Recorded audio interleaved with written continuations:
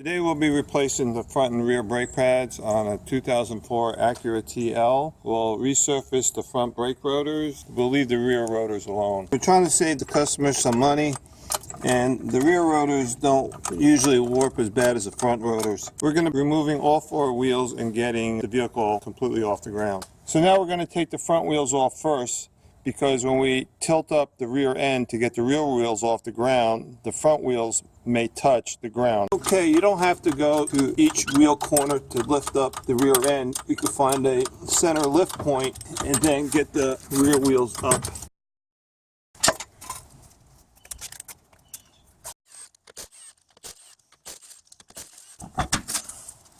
So we're starting on the front left driver's side brake assembly.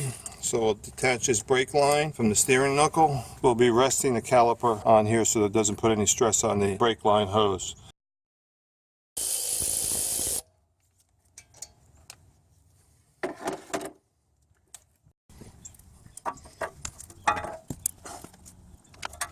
There we go. I bought this caliper piston compression tool. Let's see how this works.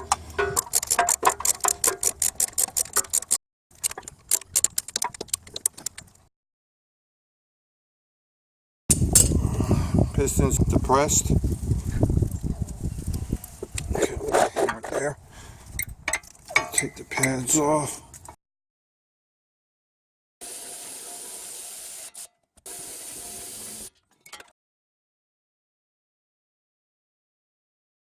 You're going to have to use a mechanical impact tool to get these screws out. They're a little bit rusted, so if you just use a regular Phillips head, you may wind up stripping it.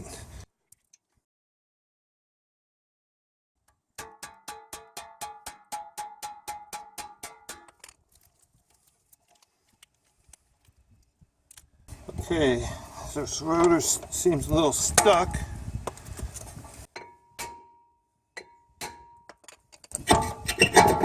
There.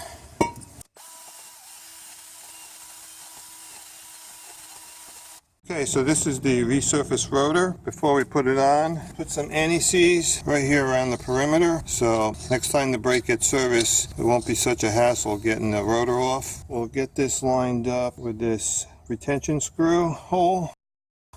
Then we'll put the screws in.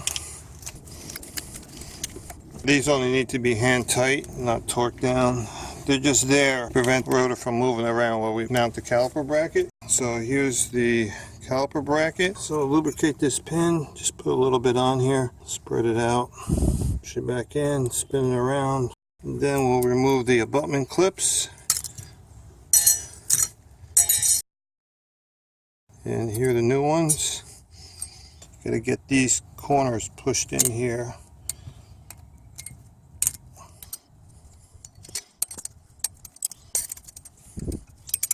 Clip right here has to ride on the side. Okay, so these clips are all pushed up against the side. Now we'll preload the pads. Now I'll just rotate.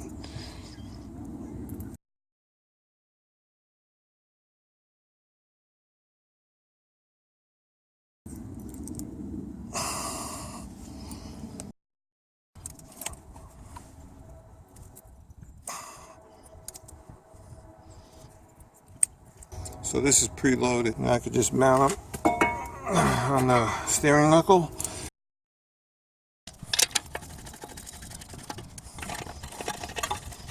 I could squeeze these pads together now.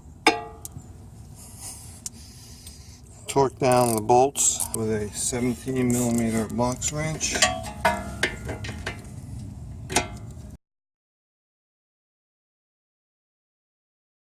Now we're ready to mount the caliper. I'm going to first lubricate the pin over here. Just wiggle this in. Make sure the boot attaches to the pin. And bring it down like that. Put the bolt down over here. Then we attach the brake line.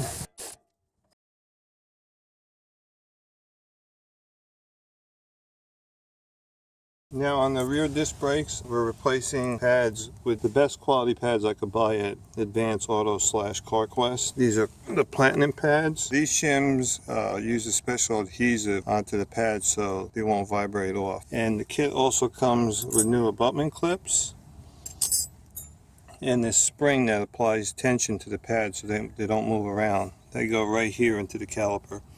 The caliper bolt is a 12 millimeter, and you should have a 17 millimeter to hold this in place while you're trying to torque off the 12 millimeter. So let's try to get it going. Alright, that came off easy. Let's try this bottom one.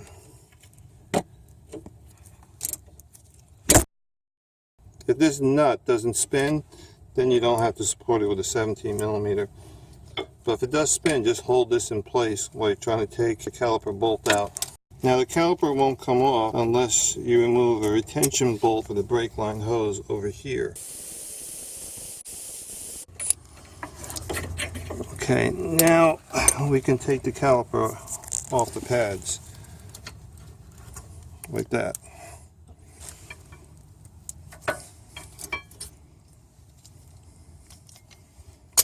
These are the shims.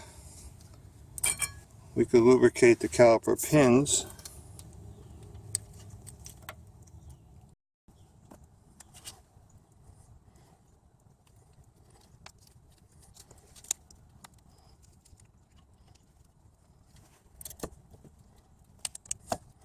Now I'll compress the caliper piston.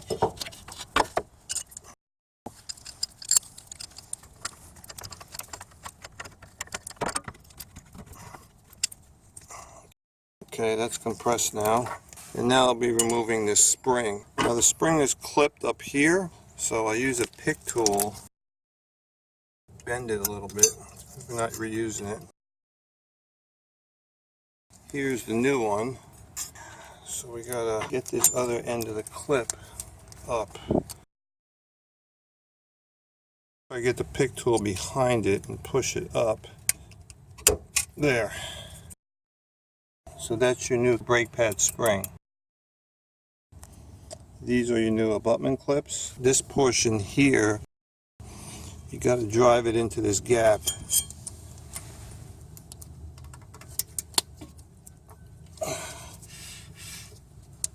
Okay, that's in. Alright, so that's in. I'm going to bend this in so it doesn't rub against the rotor. Okay, now we'll put it in. This part of the pad with the brake wear indicator goes on the inside. There. And here. Oh, there we go. There. Push this pin a little bit. Okay, this is spring loaded, so you have to push down, and while you're holding it down, then put this bolt in. See, now this is spinning, so I use my 17 millimeter here to hold that nut. Okay. Now the bottom one. See, that one's spinning, so I'll hold this. And we have 12 millimeter bolt for the brake hose. And that's it for this side. When you're doing a four-wheel brake job, put the rear wheels on first and then lower it, and that will raise the front end of the car. So when you mount the tire on the hub, you'll have clearance. The tire won't be scraping the ground. Make sure you pump the brakes before you put it in gear and take off. And we're done.